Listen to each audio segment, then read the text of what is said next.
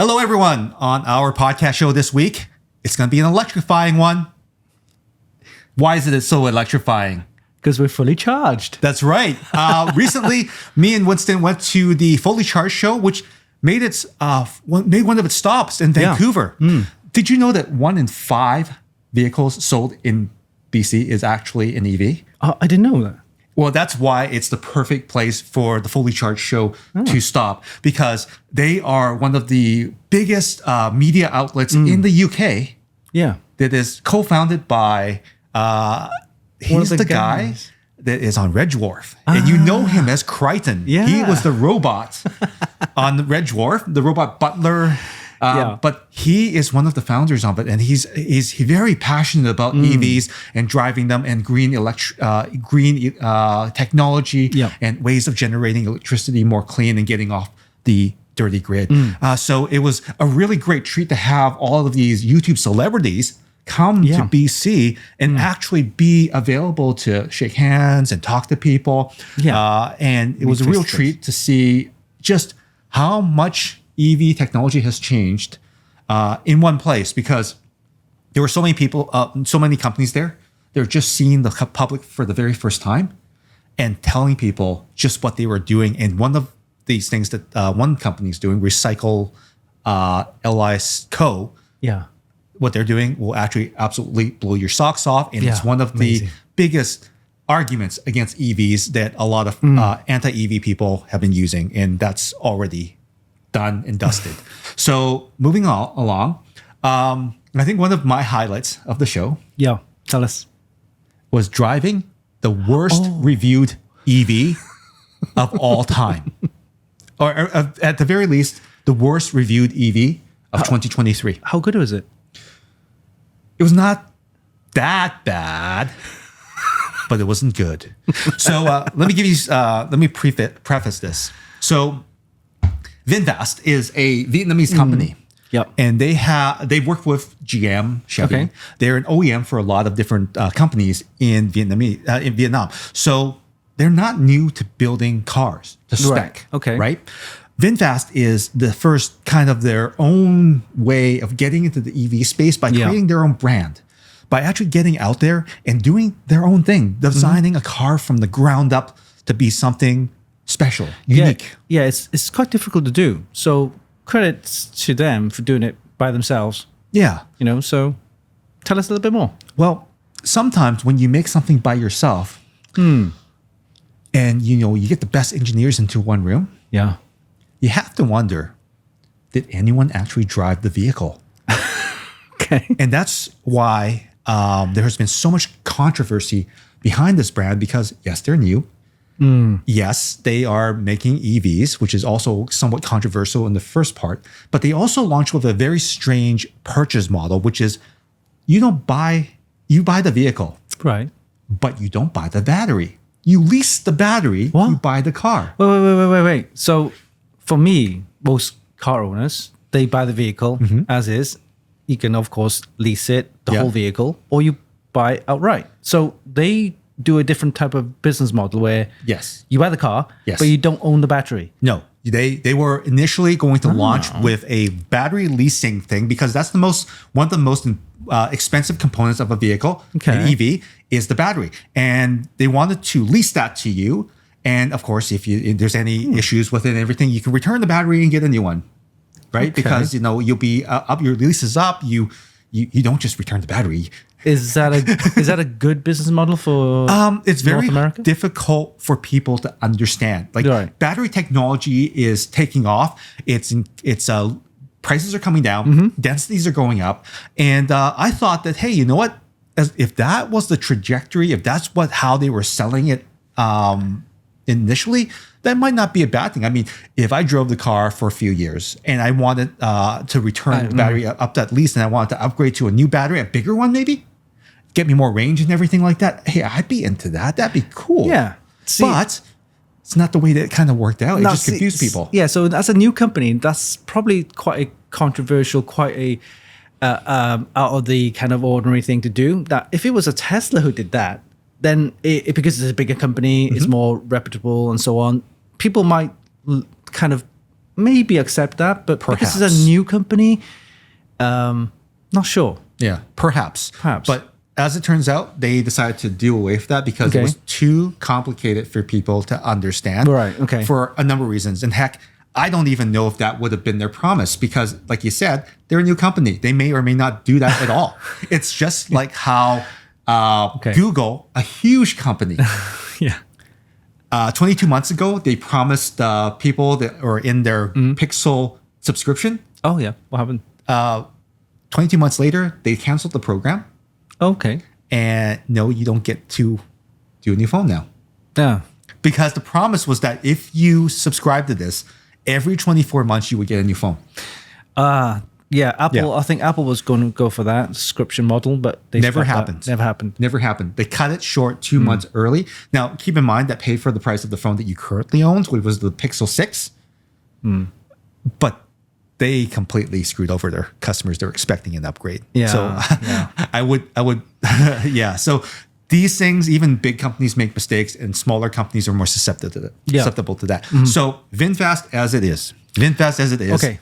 The fast forward last year, or I think earlier this year, they had a number of journalists come to Vietnam. Now, VinFast is Vingroup. Vingroup is a huge multinational company that is based in Vietnam. Yep.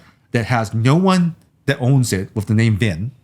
So I don't even know why it's So they Vingroup. don't only make cars, they have other businesses and other... They do casinos, hotels, shipping, so it's all sorts of things. It's a big corporation. Multinational business with a vehicle manufacturing capability. Okay. So VinFast, after they developed the vehicles, after they kind of got things, their designs all kind of set up, they invited journalists from North America to come and drive their cars. They wine and dine them. And these are things that me and Winston are used to. You know, like you have a motherboard company. They bring you to their plant. They wine and dine you. They show you all the culture around it. And then they show you the product. Hoping that you won't want to pick out some of the dirtier parts of how it's built. Rarely does this ever work, but this is the way it's done in Asia. Yeah. Okay. So they had these people come out. All these hardcore journalists, YouTubers, and everything like that.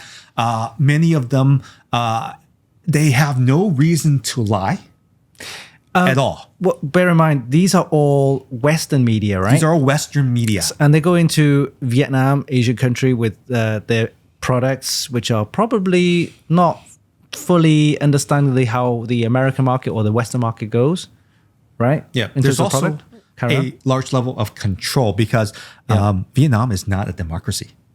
Semi, I guess. Yeah. So strong ties to China. So things are controlled. And what happened is that as these journalists drove the vehicles, they started to find things not quite right. I'm going to say not quite right. They're not faults, but they're not quite right. They're not right. Okay. So a few of them, and these are things that I will echo, is that many of them found that the suspension was extremely soft. No, it was not usable. It was bouncy, jiggly, all sorts of things that suspension shouldn't do in a vehicle. Okay. Right? Many of them also found that the reliance on the infotainment system as the control hub of the entire vehicle, because there's no dash, there's no numbers, there's no information on the dash. It's just a HUD with basically the mileage, the speedometer, and your battery meter. That's all there is, and it's right there. And it's very narrow, you said. I'll get to that. Okay. So that's the only information you get. That's the only feedback that you get visually, right? And they also found out that because of that reliance on the infotainment system / computer system, there are lots of bings and bongs and distractions on the vehicle when there shouldn't be. Your eye has to look over to the infotainment every time. On the right. On the right. Yeah. You're not on the road. You're on the right. So your eyes are not focused on the road, which you should be if you're driving, right? Okay. You should be. And a lot of people also could not turn the vehicle on when they jumped into it. Yeah. So in terms of Western media doing all this kind of review, they didn't like the car. They didn't like it as a vehicle that they would drive. Okay. Because in Vietnam, in lots of Asian countries, most people don't actually drive. They take mass transit. They take taxis. They take scooters because, you know, like no one drives a huge car down an alley in Taiwan or anything like that. Most people do take cabs, mass transit, etc. Driving is a privilege in a lot of these countries because you actually have to also very expensive because very expensive. Very expensive. All except of course in China where there's lots of cars there. But in Hong Kong, for example, in Taiwan, it's literally 100% tax for any of the cars, and plus all the fuel costs, gas costs, and stuff like that. So yeah, like I said, it's a privilege driving in most of the Asian countries. So if you can drive, if you do drive, you're either doing professionally or you're very well off. Okay, so not to say that they don't know what they're doing. It's just if you have a bunch of engineers build something that most of them have never actually needed to use on a regular basis. And this goes for a lot of different products. Like I used to work in the knife industry, and a lot of these knives that were made by people that on a drawing board, they like the shape and everything. None of them cook. So it's not practical. It's not practical. So a lot of the things that happen, it's like, it's not supposed to feel like this. How do you bone they don't work, right? So I feel in a lot of ways that Vinfast went out there fast, built these vehicles that look like what North Americans or the world need. They only built SUVs. So they have the VF8, which is the vehicle I drove, the VF9, which is like an Escalade size vehicle. And they have a smaller one. I believe that's the VF7 or 6 or something like that, which is more like a CRV compact size, right? Yeah. So they went out there with a trio of vehicles and they say, hey, this is what we're going to put out into the world.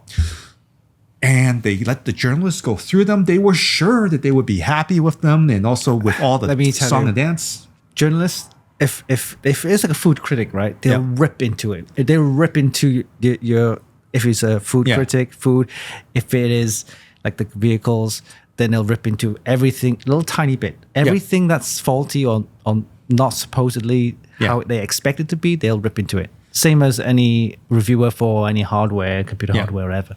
So nearly every major automotive magazine that went, most of the automotive YouTubers, with the exception of a couple, they were a little bit more nice, ripped into them, gave them a piece of their mind, shared with them some insights that will basically either get them to rethink how they deploy the vehicle or not.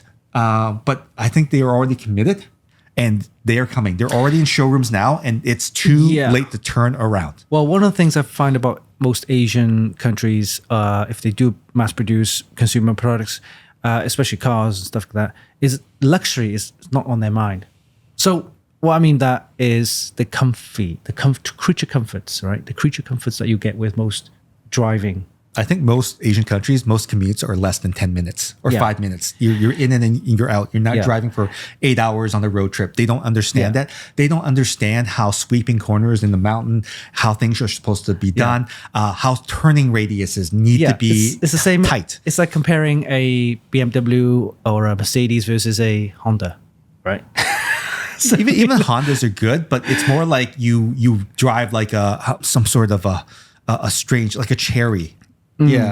Or some like that's why a lot of Chinese companies need to buy foreign companies to learn because they don't know better, and they know that they don't know better, and that's a good thing.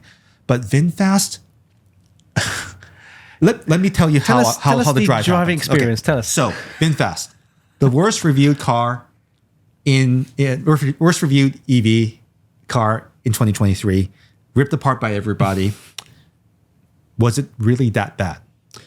That's why I was so looking forward to driving a Vinfast because, hey, you know what? Some people are just super mean. I thought that these people were completely off the rocker. It sounded like, because I know some people that have driven the Vinfast. They went to Vietnam and everything like that. And they're like, oh, it's not that bad. It's, it's a new company. Okay. So it's not that bad. All right. Okay. You drive a lot. You drive a lot. I drive a ton. Yeah. So that means that these are things that I should be able to look over if my daily driver wasn't a Mercedes or something more posh, right? And a lot of these automotive journalists are very spoiled because they drive Mercedes, they drive BMWs, they drive high spec vehicles, top trims. That's true. So you would figure that, it's probably something to do with that. So Okay. we climb into the VinFast VF8. Oh, by the way, I was in the back seat. He was in the back seat, so he has some thoughts on that. So we climb into the VF8, and I hate to make this entirely about the VF8, but there's a lot to unpack here. So VF8, I'll go as fast as I can. So the VF8 itself is when you get into it, big screen. It's all screen, no dash, no nothing. Okay, we walk into it. Car's already started, is ready to go. Okay, then we have someone join us, a rep, because. Yeah. Without this rep, I probably wouldn't be able to operate this vehicle. You need to be guided on what buttons or what touches you need to touch on the touch screen to get the car. So let me talk about one thing that I do every morning with coffee in my hand and I don't even look. I needed his help to adjust my mirrors, left and right. Every time I made an adjustment, he needed to touch something on the screen and I would hit a button on the steering wheel. That happened for a number of minutes. You had a little joystick thing on the wheel. On the wheel, okay. To confirm your selection. To confirm what I wanted to do there, okay? Okay. Obviously, I could not hold my coffee or do anything else but this to get my mirrors where they needed to be. I know what you're saying is that, yeah, the mirror should be exactly where you set it yesterday. Well, in most families, other people drive your car. Yeah. Your wife, your girlfriend, anybody, your or the brother, kids crawled into sister. it and they're wanting to play with the vehicle. They touch some buttons. It's off, right? So we spent a number of minutes waiting for this song and dance, this waltz between me and him. Right. Me and then and him. You managed to get it him. working. I mean, not working. Managed to get all the settings correct. Yep. Next, I adjusted my seat. That has to be on the touchscreen? No. Oh, okay. Thankfully not. But once I adjusted my seat, I noticed that the mirrors were no longer in the right place anymore. Oops. Oh, so you need to adjust your seat first, then do the mirrors. Yes, but even still, if I make just one tiny adjustment, everything's off. Everything's off, right? Okay. Also, the seats, very uncomfortable. I'm not a fat guy. I'm like not big enough to be obese looking. I have a belly. I'm a dad bod, right? Dad bod. Right? That's like 90% of people up there. I couldn't get comfortable in that seat at all. Like no matter where I move things, the actual, I could feel the underlying structure of the seat. And that echoes exactly what you felt in the back seat, wasn't it? Yeah, I crawled at the back and, it was okay. There was enough room in the back. However, the seats were so plasticky. It felt like, I don't know, it just didn't feel like a car as such. You know, you get some nice fabrics in the car. Yep. Luxury models have leather and stuff like that. But it was just so plastic. I just felt plastic. Seemed easy to clean, but when we pulled the seat down, I noticed that this is the thickness of the seat. All right. You know the latch you have to pull down the seat so you could put bigger luggage? That seat was super thin. Thick. Yeah. I looked at it and I realized that that's exactly the same thickness as the third row in my old Kia Sorento. This is the third row that nobody can sit in because it's so small. Kids can go in there. But that was the actual thickness of the main seats in the VF8 for the back seat passengers. You know, I was at the back and I kind of like got the camera or whatever to film down where you were. Your knees were touching the dash. They were. Actually, I did notice that it was extremely narrow. It felt like you were cramped up, like you were like this. Oh, yeah. I was extremely narrow. And funny that you mentioned that. I also noticed that the steering wheel was extremely tiny. Like it's for a child or something like that. Like it was a Logitech wheel or something because it was so small. It's so small, right? Oh, and we'll get into the wheel thing as well too because there's something funny attached to that. So how long did it take us to get underway? It must have been at least 10 minutes. Jesus. It felt so much longer than that. But by the time we get the mirrors going, by the time we got the HVAC figured out, by the time we turned off the alarms because it was binging and bonging and like it had this kind of, it looked like a video game where you knew the enemies were coming from the left or the right and stuff like that. But the alarms were like, you can tune them, but they were so annoying visually that I had to ignore that screen completely and just drive. Do you want to tell us how they start the car? Yeah. So Okay, this is me, right? So if I get in the car with my key fob, the normal thing or normal driver would do is, press the start button, right? Yep. And then, of course, you put it into park mode, hit the brakes then hit the drive, and off you go. Yep. That's normal. Most 99% Very of normal. people would do, right? So Yes. tell us your experience on that. So luckily the vehicle was already started and ready to go. But afterwards I asked them the question. It's like, okay, I don't see a start button anywhere. Like, okay, I see the drive, I see park, whatever. How do you start this vehicle? And he was like, well, starting it from stop, where you get out of the car, you remove the key fob, and you're in park. Once you remove the key fob, the car will turn off. When you want to get back into the car and turn it on, all you do is you get in the car with the key fob, you hit the brake, and it will turn on. So basically, your brake is your start button. Yeah. There's no stop button. No You just key have to- fob, no start. Okay. So if you don't have the key fob, you can't even turn on the car to mess around with the settings and, or listen to the radio. So if you with the kids, Yep. and you go off to do your grocery shopping, stay in the car. I'll be like 2 minutes. The kids can't turn on the radio or Nope. infotainment or nothing. Nope. Electric windows, nothing. Nope, nothing. Nope. They're locked in there. That's safety issue. I don't know how that works. I should have probably dig deeper. But Okay. I was thinking the same thing. It's like, what if you wanted to just crack the windows and just leave them in there? But then, they have no operation of anything. I can't even keep the radio on for them to listen to. I can't even keep the power going for them to mess around. Yeah. And I know that with any new vehicle, you kind of want to sit in the car and kind of mess around with it, and then go outside or do maintenance or wash your car or, like vacuum and stuff like that. You have to have the keys on you the entire time. And what happens is that if you have the keys on you the entire time, the system is pulling your keys and killing your 12-volt battery. Potentially, right? It could, yeah. And I had this happen in one of my other vehicles is that I slept in the vehicle with my keys in my pocket, and by morning I couldn't start it anymore because it had been talking to each other all night long. Using up the battery on the 12 volt. Okay. Which begs the question is that if it has to talk to each other. It has to know where the key is by pulling it. Once it gets a signal back, okay, you're there. Okay, fine, Yeah. no problem. I'm ready to turn on for you. I'm ready. I'm getting ready. So, and we know that the other part of EV ownership is that the 12-volt battery is extremely tiny, like minuscule. On an EV. On an EV, because Yeah. it's not required to crank up the engine. It's not required to necessarily hit anything. You either turn it off or you turn it on.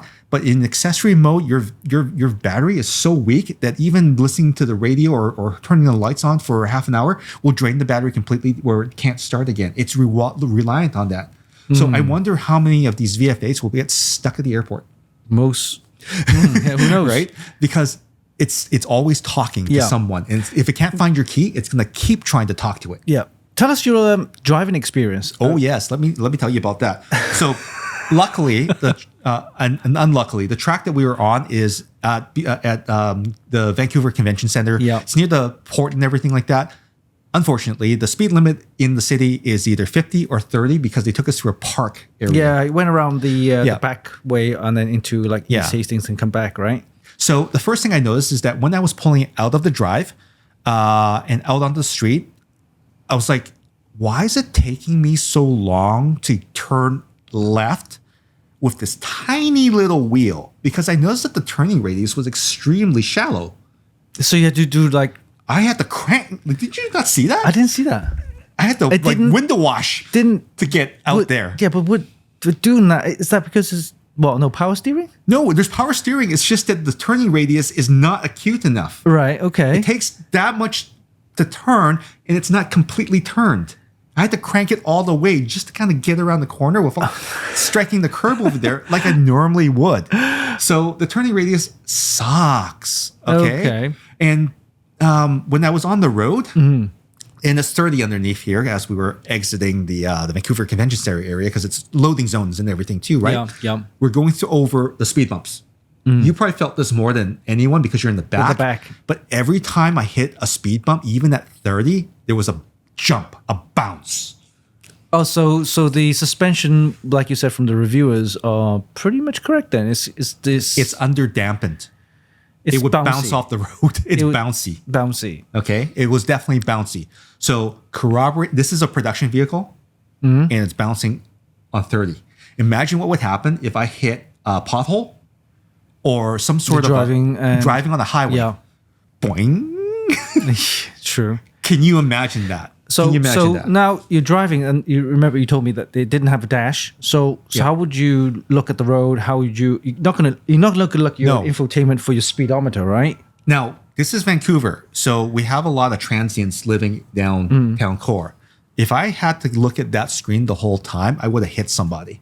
Because when we went up and around, there were literally people, because I could tell from the bing bong, the HUD system on the thing where there are red zones everywhere. These are people crawling around the back of our car trying to get through, the city traffic. I'm like, I can't do this. This is dumb. Well, no, but the head-up display, like I said, it only shows a couple of information. Yeah, but the head-up display should actually have the warning so that you know which quadrant so the warning was come off the panel. Yeah, and it was in the wrong place because I was always looking and I just see this flash. Where is it coming from? What's going on? I need it in front of me so I know which quadrant to look at because 20-degree rule, right? I need to be responsible for my 20 degrees. When I'm looking over here, I'm not paying attention to that. It needs to be right here. Not that safe. So the head-up display isn't as good as it. When we went over the bumps, Yeah. it flickered.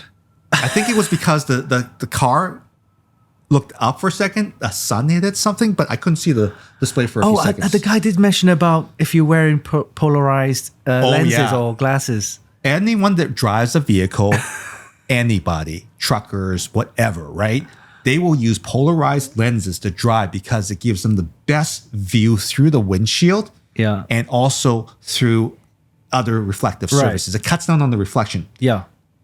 If I can't see the HUD with my normal driving glasses, that's a big problem. Yeah, problem. And that's the only place I can see the speed and the charge level. And if I didn't have a co-driver, like the rep, I might just run out of charge and not even know it. Yeah, so I won't say it's a good feature. Certain ways it could be, but head display is still early for cars. Because if you look at the BMWs and the Mercedes, they have like the wide screen and it looks so nice. But it still has a dashboard because you need a backup. In front of you. Yeah, it's in front of you. So you need a backup. The super wide screen is like, okay, this infotainment is this side, and then you have the dash with the speedometer and all that. Yeah, you still need that. It's in front of you. But the way they done it, the super wide screen, look, it reminded me of that Samsung super wide monitor. Yeah, the Odyssey 9. Oh, it looks so nice in the BMW. But anyway, Vinfast. I'm glad that the drive was so short because I was literally like, I'm gonna hit somebody because all this bing bonging is happening. Yeah. Because I had to keep looking right, but people were coming over here, crossing in front of us. Also, the other thing is the steering radius thing. I thought it was just I thought it was just because we were pulling out on onto that road. Yeah. No. At the turn that when we were going back towards there, this is like a one-way stop, but there's a 30 going across. I tried to turn that corner, and I did it in my vehicle in the morning. Yeah. I'm like, oh my God, I'm going towards the edge of the road. So you need to turn more. I need to turn more, and it's not enough. And then as I was like, okay, so bumps and everything, because that road was really well rutted. All right. Was okay. It was smooth. The cabin noise, I don't think we heard anything. It wasn't bad. It wasn't that bad. It wasn't that bad. Yeah. But I think. Let me ask you a question. So this Vinfast, this vehicle VF8, whatever, is aimed or marketed for the American market, Canadian market. Already done. This is the vehicle that we're getting. The way it is. They're gonna find it a hard time trying to sell it. To be honest. Well, let's get back into another thing. It's cheaper. Okay. So when I was trying to park it, right? When we got back in there, I was afraid I would hit the wall. Why is that? The back wall, because I had to pull so wide after learning. Oh, you have to do the wheel. Yeah, thing. like I had to use the whole wall to get back into the Vinfast So because area. the U-turn thing, right? Yeah, the U-turn. Yeah. then I had to go all the way up and I had to wind the wheel just to line up to get into my spot. I'd never parked a car that slowly before. And cameras were up and everything. And people were bing, bong, bong. Like all these flashing lights and everything were everywhere. That was one of the complaints. I echo that complaint. It was so distracting. Yeah. So distracting because I'm backing up and tight. I'm already looking in my mirrors and everything, and all this flashing light. It's like I'm doing something wrong. It's distracting. It's so distracting. And for any people or any driver, you don't want that distraction. No. You want to concentrate on the road. Watch out for, of course, any obstacles and people. Yeah. So and when the alarms were needed, they weren't there because there was a border saying that I was getting close to the back gate. We're about 2 feet away. But normally on my car, it's already telling me that I'm the beep. Just give me a tiny beep, beep, beep, beep, beep, beep, beep. Yeah. That helps me get into my spot a lot faster. Yeah. It didn't come up. It was waiting until the very last minute. Yeah, I noticed that because I could see the rear view Yeah, you saw camera that. and the barrier was coming up closer, and the rep says, "Yeah, you can stop now," and you said, "Oh, I'm waiting for the beep." Yeah, the beep is probably after you've passed this point, which is too late. So imagine if I was actually parking at regular speed, I would run into the barrier. Yeah. I swear that I would have run into the barrier. And that's really, again, like I said, sometimes you get a bunch of engineers into a room to build a vehicle. Yeah. And they're like, oh, we're going to draw it with crayon. It's going to look like this. And we're going to put this stuff in here. It's going to be great.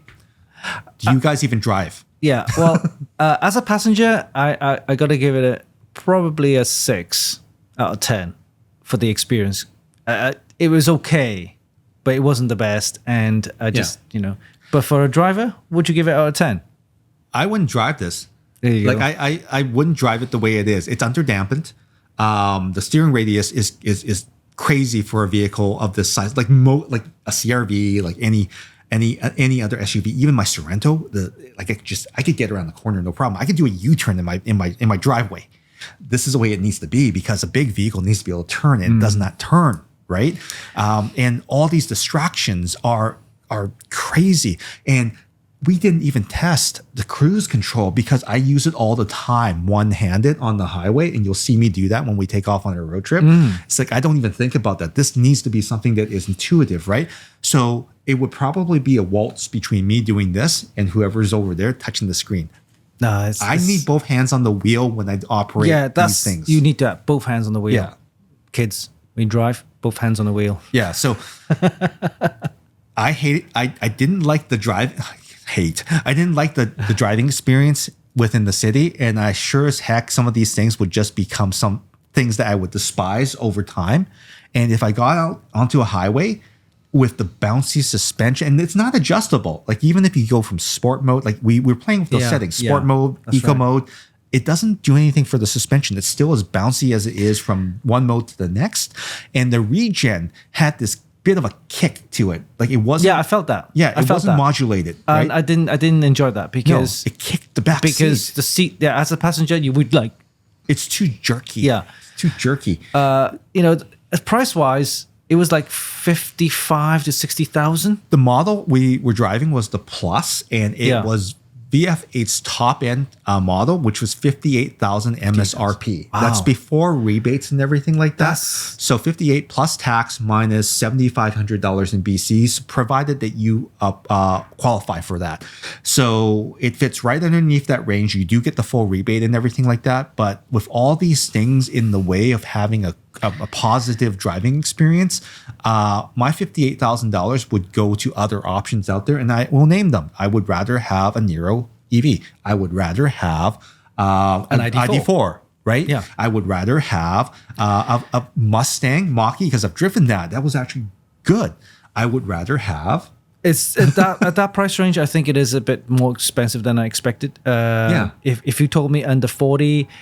Yeah, quirks, maybe you can get used to them, but here's the kicker. I would rather have, and this is a fantastic car. It has nothing to do with the quality of the car. I would rather have a Chevy Bolt EUV. Actually, and I've seen those, but I never actually driven one. So because it's built better, everything works properly. I've had a Bolt before. I like the way it drives. It's so wonderful. It handles properly. Great steering. Great manners on the road. This is not it. Yeah, this is not it. It's a disappointing vehicle from a driver's perspective. If you're just using it as a taxi in the city and this is your job and you hate it anyway, sure. Let me tell you a funny story. We were in for this Vinfast test drive, and there was a queue of people actually for this test drive. And I think the people were just like us, wondering, very curious to see how it's not that bad, or is it bad? Hey, the guy in front of me knew exactly where I was coming from, because I'm like, hey, this is the Vinfast. It's not that bad. Test drive. And he's like snickering. I'm like, hey, you know, don't you? He's like, yeah, I'm curious too. Yeah. So that was kind of hilarious to us. And it was, I would have to say that for those that are apologizing for a new brand, don't. Yeah. They need to know that they're doing these things poorly. You're not helping them by being nice. Yeah. To those journalists that just want to rip the shit out. Sorry, my bad. Rip the crap out of a brand just for existing. You're wrong too, because you don't give them any feedback that will allow them to really help it, right? If you said, hey, this drive is like crap, I couldn't. No, give me specifics, right? I pointed out specific things like, hey, it's quiet. It was great on the bumps. It was comfortable, but the steering radius, it just didn't turn well. It kept wanting to go straight. It was also extremely bouncy, so I found that wasn't great. And the acceleration, and then the regeneration, I found it a little bit. I didn't find it quick enough off the line, but I also found that the regen was very abrupt, and my passengers in the back didn't enjoy that. So specifics like that's that. Right. That's right. You know, with any new Asian company with EVs, they're gonna find it difficult to step into the market, because the market's already, I won't say saturated, but it's a lot of big players. There's a lot of big players. Yeah. Teslas, I mean, Audis and VWs and BMs.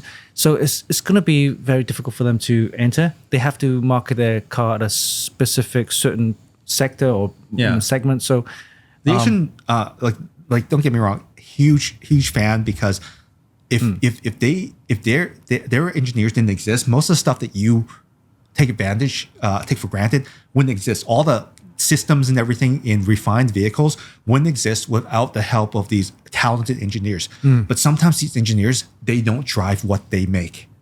And because they don't drive what they make, they don't realize that they're wrong. Also, in Asia, most of the culture there does not drive. They do not drive. They commute back and forth. They do not drive. Yeah. So this feedback is actually direct driver feedback of people that drive many hours a week. I mean, I drive over 3,000 kilometers a month. I know what I'm talking about when I'm saying these things, because they are important for safety. And if these are things that get in my way, that make it inefficient to drive my vehicle, I don't want that around. Yeah. It's a gimmick, and I don't need it. And if they detract from my driving experience or from my passengers' experience, from their comfort, I don't want that either. True.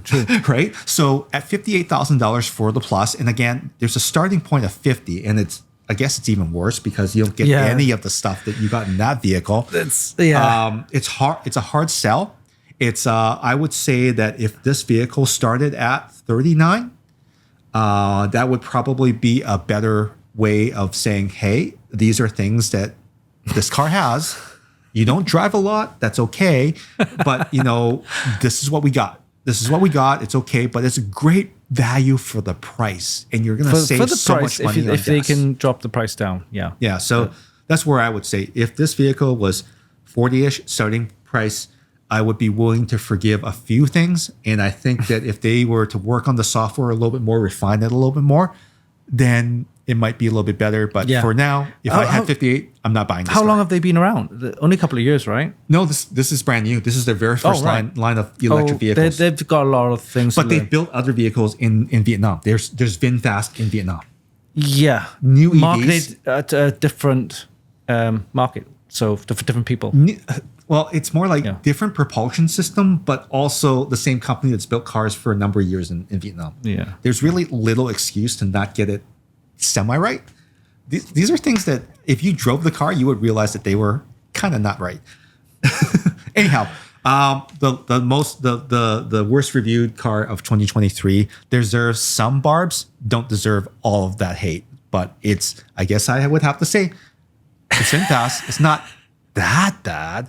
It's not that fast either. That bad. So that's where I would leave it at. So hopefully they get better within the next couple years. Yeah. All right. Moving on. Speaking of EVs, something popped up quite interesting, and it's actually based locally. I had no idea. In Richmond, Vancouver, Richmond. Yeah. And this demystify everything about lithium batteries.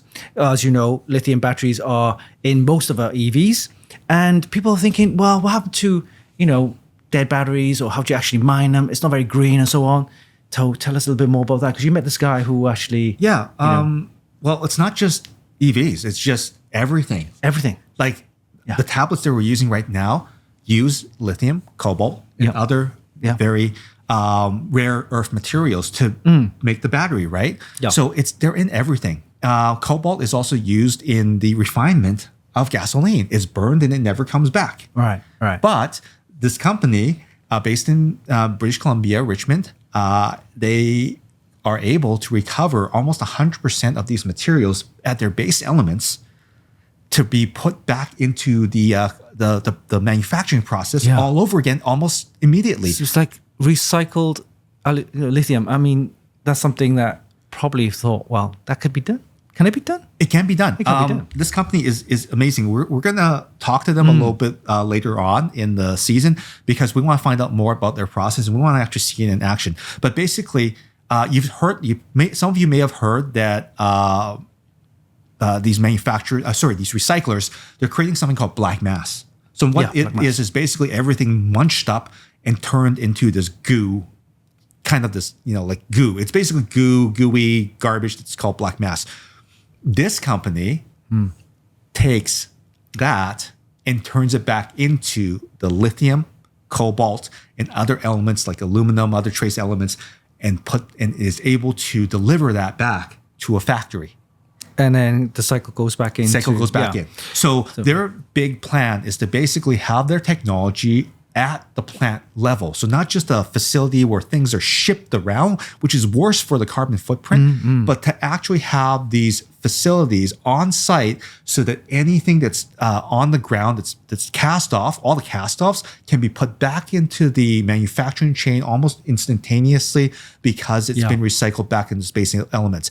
And because they're recycling it, most people don't realize is that when you recycle lithium, cobalt, and all these other materials, the second time around, these types of elements get more pure. More refined. So they can actually build better batteries with this material mixed in every single time. So as new batteries come in for recycling from their customers, from their business units, they can put it right back into manufacturing almost immediately. They're always shipped to the same place, always in that supply chain, and they don't have to dig up. They reduce the amount of new materials needed, which is very important. And on top of that, as chassis, as drive systems become more efficient, we can use less of the material to build new vehicles. And that's already happening. That's really good. I'm really interested in that, because people have always wondered whether lithium is recyclable, what happened to dead batteries or old batteries. Do we need to dig up the earth just to get some new lithium? No, you can actually recycle it. So that's really interesting. And this is something that we're going to cover. We have their contact information. Their team is fantastic. They're very open to us coming to visit and seeing things. So hopefully we'll have a podcast with them to kind of dig in more into these questions that people have had about how this type of technology is bad for the earth. Actually, no. The guy that actually is the CEO now, begins with a Z, but he's from Serbia, and he's worked in oil and gas almost all his life, and he started as the CTO for this company. So he's not an oil and gas hater, because that actually put him through school and everything like that. I think he's just found a better way to make things go sustainable. Recycle, Li Co, like lithium Co. Yeah. My highlights of the show was they had trucks. Big trucks. But what about your adventure? My adventure? My charging port adventure. Did you get the help that you needed? I did, kind of. Well, basically, I've got a new ID4, right? So I found out there was different types of plugs and different types of chargers that you need to get to charge your vehicle. So a lot of people don't understand or realize that there are different types of plugs, different sockets and stuff like that, which can be confusing if you're a new EV owner. So I went there, I talked to a lot of people, and this is great about EV, the fully electric, fully charged show, is that a lot of people are really friendly. They kind of spend the time to explain. Very knowledgeable. Not knowledgeable. They explain to you what types of plugs you need and stuff like that. I think with the knowledge and the education, I think people will understand. There are certain plugs which are I won't say the technical terms, the stove ones, right? Yeah. The stove and the head and the dryer. And then there's new plugs which are high voltage or stuff like that. So you need to understand different types of voltage, different types of plugs. So research that, but I got the information I needed. And so now I'm happy to maybe then research a little bit more and find out the correct type of charger I need. I need a mobile one which I can then carry with me. Yeah, so you were. that's that. That was quite the ordeal because you had this plug. You showed everything on the picture. People were trying to figure it out for you and everything like that. Yeah. Your installation is not standard. It's not standard. Yeah. So I mean that's why there was such confusion. Yeah. Even when I looked at it, I was like, that looks like a normal 3-prong with a ground. Yeah, but it's actually not, bigger. It's Yeah, bigger. yeah. So even I was a little bit stumped. But it's called the NEMA 650, whatever that means. Yeah. But it's a slightly bigger socket type. So I needed the correct cable for that, or adapter for that. So yeah. Yeah. So I mean, at the show there were so many things to drive, right? I mean, Rivian was there. Rivian was there, Right. Yeah. But to be honest, I don't like the Rivian shape of the car. I don't It looks like it has a face in the front of it, right? Yeah. You know? This little round circular headlights. Yeah. You know? And funny enough, Tesla was missing. Yeah, they weren't there. They had a weren't couple of there at show all. cars, but they belong to some of the companies who were representing EVs and They were eco-friendly. from other people, right? Yeah. So I mean, one thing that I know is that these two companies, they're one of the few two EV companies Yeah. that has something kind of like a Sentry mode system inside. Yeah. Right? It's like it's all automated, right? And you got the app to control everything. Yep. And they have built-in cameras. They have built-in cameras all over the place because Yeah. you need that for parking and everything. Yeah. But in these vehicles specifically, I'm probably not going to find this feature in the VinFast.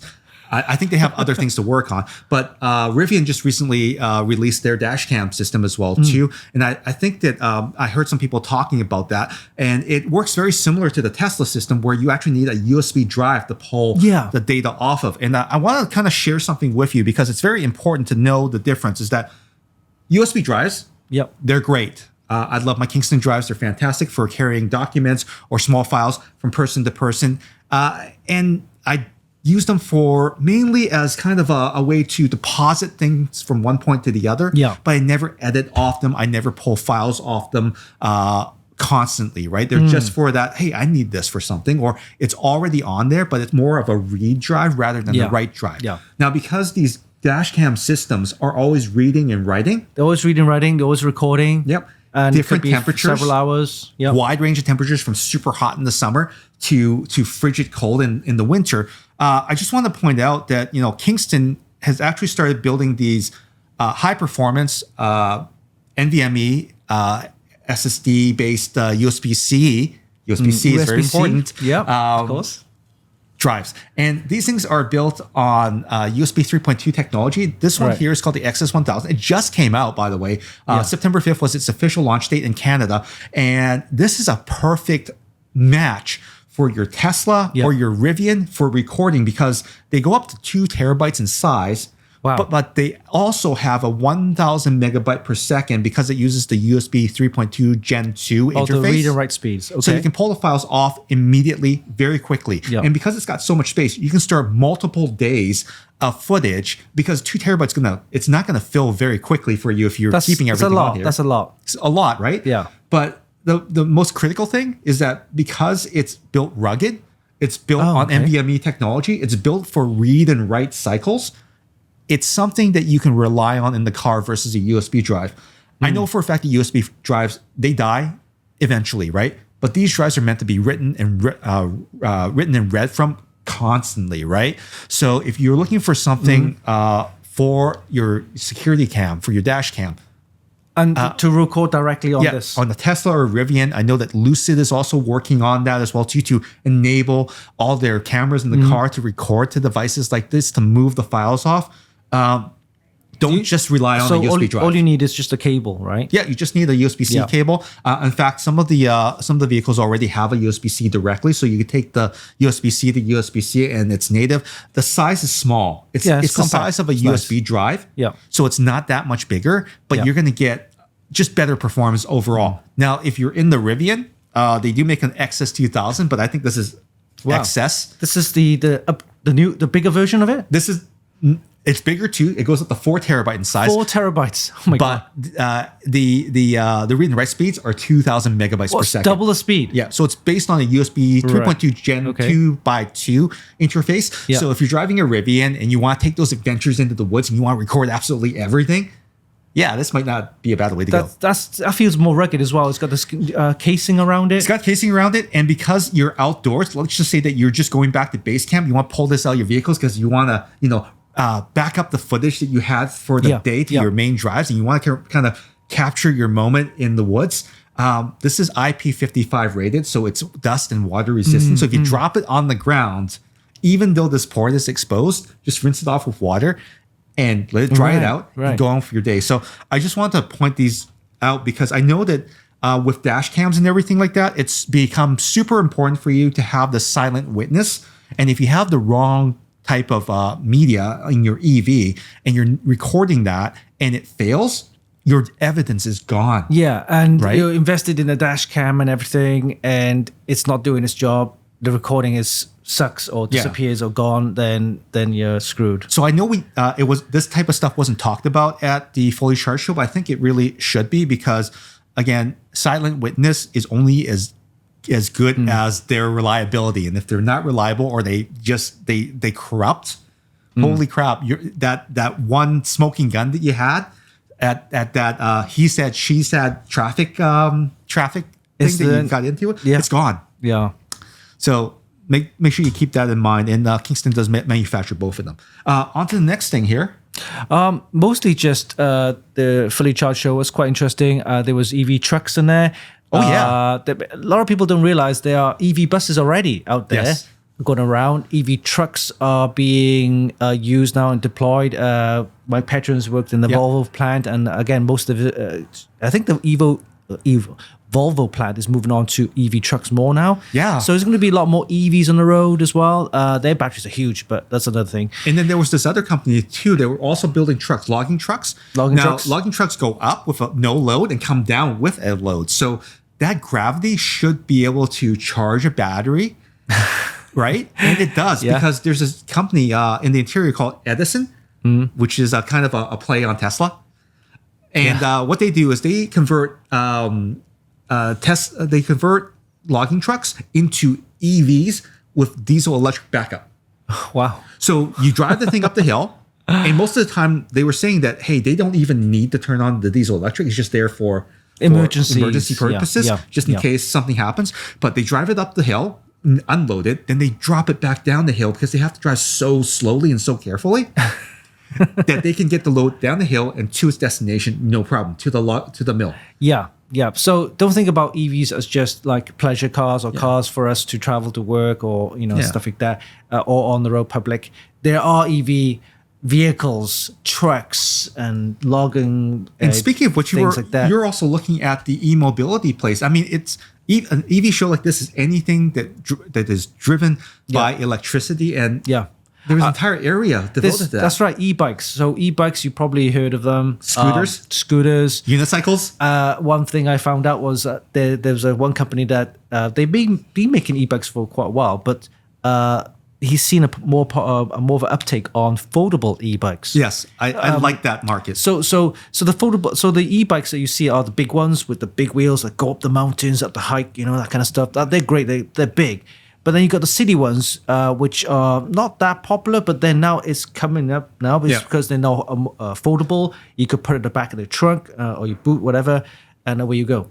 Yeah, and I think you brought up a very good point is that this type of transportation is last mile. So let's just say that you can park your vehicle outside the city, get the best tariffs, don't need to go downtown to potentially pay that congestion charge. Yeah. The environmental pollution charge.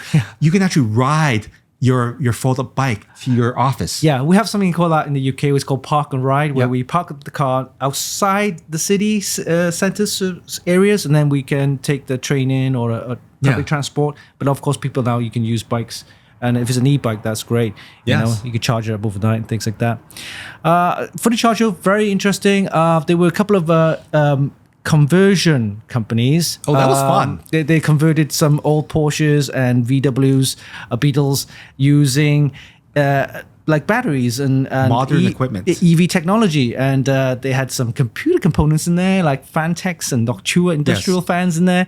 So resto mods. Yeah, so you probably see some of those pictures on our podcast shows, X page and Instagram page. It was really fun to see those in person. I mean, the work and the care. I mean, obviously they're not practical right now because there's just not a big enough aftermarket, but it will get there.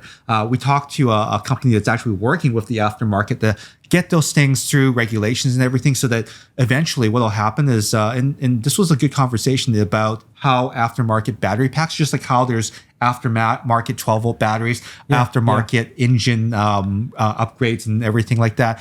In the very near future, we're looking at maybe denser cells or lighter battery packs that can increase the range of your vehicle and cost a fraction of what manufacturers charge. In the future, we'll probably see replaceable battery packs that we can use ourselves, rather than go to dealership. They say, hey, these 2 packs you can replace yourself.